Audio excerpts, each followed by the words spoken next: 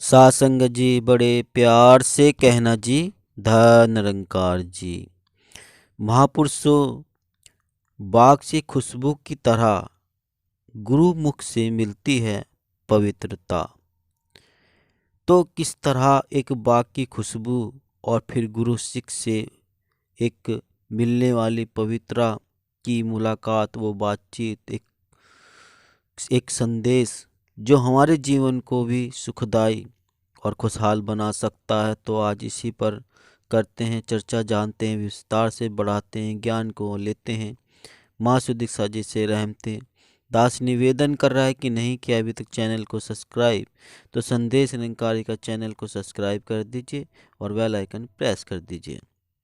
महापुरुषों, गुरु सिख महापुरुष जहाँ भी जाता है वह स्थान पवित्र हो जाता है, क्योंकि वहाँ हमें खुशियाँ प्राप्त होती हैं, अमन चैन मिलता है, सुख शांति मिलती है।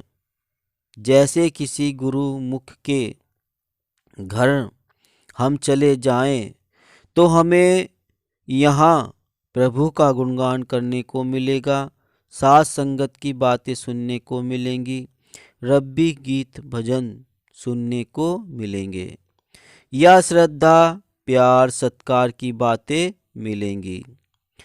वहाँ पर मारे गए लूटे गए उसने मेरे साथ यह कर डाला, अब मैं भी कसर नहीं छोड़ूंगा, यह कर दूंगा वह कर दूंगा, ऐसी बातें नहीं मिलती।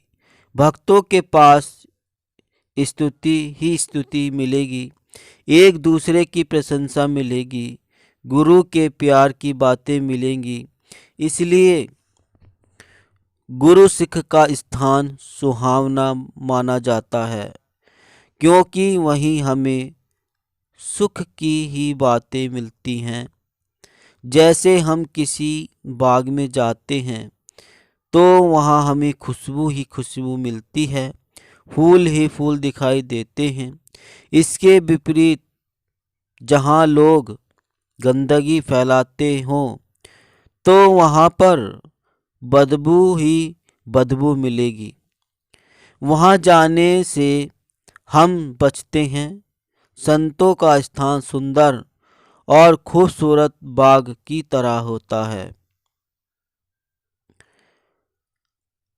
महापुरुषों, सद्गुरु से ही मिलती है सुरक्षा भी। तो सासंगत कुछ गुरु गुरु का सच्चा सिख शिष्य होता है, वह दास भावना में रहता है, वह अपने आप को सेवक ही मानता है, वह कमी भी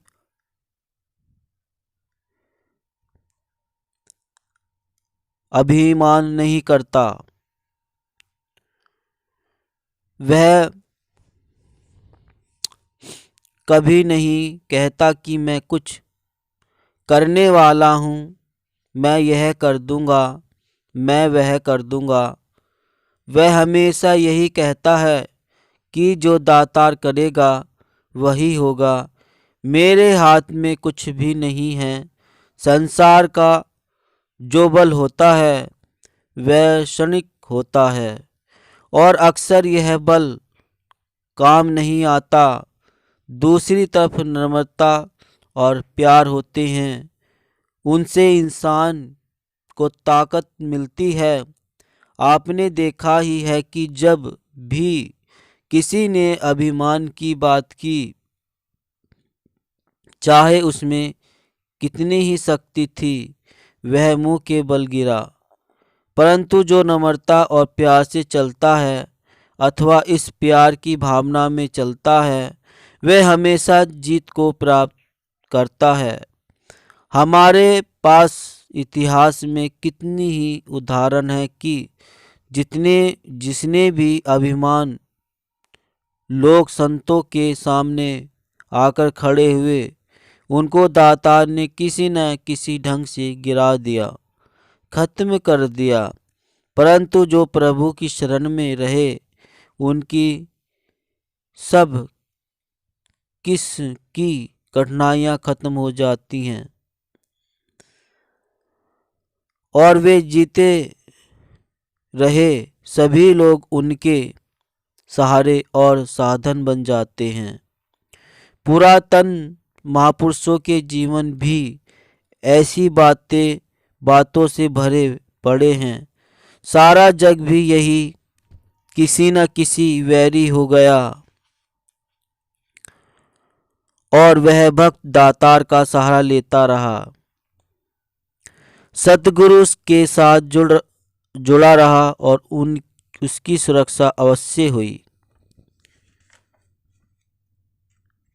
महापुरुषों जो गुरु का सहारा लेते हैं और जो गुरु के साथ चलते हैं, गुरु की बातों पर सिखलाई पर चलते हैं, उनकी सुरक्षा गुरु करता है। यानी कि जब गुरु की बात शिष्य मानता है तो गुरु भी शिष्य का ध्यान रखता है। जब हम समर्पण समर्पूर्ण से कर देते हैं, गुरु के हो जाते हैं, तो गुरु भी हमारी ओर चलता है। दास ने बचपन में एक बात सुनी थी, हमारे मुखी महात्मा जी ने कही थी कि अगर हम गुरु की ओर एक कदम बढ़ते हैं तो गुरु हमारी ओर 10 कदम बढ़ता है। अब ये हमारे ऊपर डिपेंड करता है कि हम गुरु को कितना चाहते हैं, गुरु से कितना प्यार करते हैं, और सबसे बड़ी बात ये कि हम गुरु की कितनी बात मानते हैं। तो सुरक्षा भी वही है जहाँ गुरु और एक शिष्य का गुरु से प्रेम है, सद्भावना है, समर्पण है और भावना है। धोखा मक्कारी ये सब दुख देती हैं, कभी साथ नहीं देती और साथ छोड़कर चली जाती हैं तो सतगुरु की ही काम आती है। सत्य ही साथ देता है, अच्छी बातें ही याद देती हैं। और एक बात भी दास को ध्यान आ गई कि जब इंसान ये 5 तत्व का पुतला छोड़कर इस निज घर की में बच जाता है तो कुछ लोग ये भी कहते हैं कि कितना अच्छा भला इंसान था, और कुछ लोग फिर ये भी कहते हैं कि कितना अच्छा हुआ कि वो चला गया। तो महापुरुषों ये हमारे ऊपर डिपेंड करता है कि हमारे चले जाने के पश्चात हमें ये दुनिया मानव किस की तरह से हमें याद करते हैं, अच्छाई से या बुराई से। हमें देखना है कि हम अच्छा कर पा रहे हैं या बुरा, क्योंकि महापुरुष ये तो आत्म सत्य है कि इसे एक दिन ये जो आया है वो ज़रूर जाएगा। तो महापुरुषों हमें बस अच्छाई की और अच्छाई सतगुरु से मिलती है, अच्छी बातें सीखने से मिलती है, सतगुरु के चरणों में रहने से, इसकी चर्चा गुणगान करने से ऐसी भावना सदैव बनी रहती कि हम अच्छा करें। तो इसलिए सत्संग करना ज़रूरी होता है। तो फिर जब हम अच्छी भावना से इसका सत्संग सुमिरन करते रहेंगे तो गुरु भी हमारी ओर रहेगा, हमारी सुरक्षा हमारी देखभाल करेगा। कि हमने जब एक बार टीवी धारिक में भी देखा, धारावाहिक में, कि कैसे कि जब एक भक्त एक प्रभु का कार्य करता है, यानी उसमें भक्ति में एक सिमरन होता है जैसे हमारे में मिला है, उसी का बार बार उच्चारण करना, यानी कि तब भक्ति करना, तो भगवान उनके कार्य कर रहे हैं, उनकी गैया चरा रहे हैं। तो ऐसे ही जब हम सतगुरु की ओर बढ़ते हैं तो सतगुरु 10 कदम बढ़ता है और हमारा ख्याल रखता है। हम सतगुरु के काम करते हैं तो सतगुरु हमारा कार्य करता है। तो बस ऐसी भावना कि हम सतगुरु के होकर ही रहें, क्योंकि इसमें ही परम सुख और हमारी सुरक्षा है, और हम इधर उधर भटकेंगे नहीं, अच्छी बातें सीखेंगे, अच्छा ही करेंगे। तो दास निवेदन कर रहा है कि अगर आपने अभी तक चैनल को सब्सक्राइब नहीं किया है तो संदेश निरंकारी का चैनल को सब्सक्राइब कर दीजिए और बेल आइकन भी प्रेस कर दीजिए। महापुरुषों अगर आपको कुछ अच्छी बातें, अच्छी ज्ञान और अच्छा संदेश मिला है कुछ सीखने को, तो दास ने वीडियो को लाइक कर दीजिए और सभी महापुरुषों को ये वीडियो शेयर भी कर दीजिए। आपके सहारे, आपके सपोर्ट की दास को ज़रूरत है आपका। बस ऐसे ही प्यार बना रहे और आप संदेश निरंकारी का चैनल को अब ऐसे ही प्यार देते रहें और हर वीडियो को देखते रहें। सुबह 6:30 बजे ये सुबह 6:30 पर अपलोड होती है। तो महापुरुषों बस अपनी कृपा दास पर बनाए रखे। और दास निवेदन अब विनती करता है कि आप सभी अपना प्यार दास पर बनाए रखें। तो दास अब लेता है इजाज़त। महापुरुषों मिलता है अगली वीडियो में, तब तक के लिए आपके चरणों में दास का प्यार भरा धन्य निरंकार जी।